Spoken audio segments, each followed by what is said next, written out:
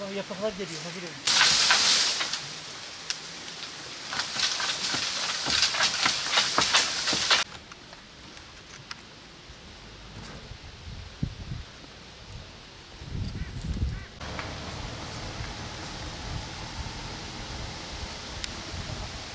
Evet, sonbahar aylarına girdiğimiz bu günlerde Bitlis'te doğa kendini kışa hazırlıyor. Uzun zamandan beridir böyle güzel havayı görmeyen Bitlis'te yapraklar sapsarı şu anda.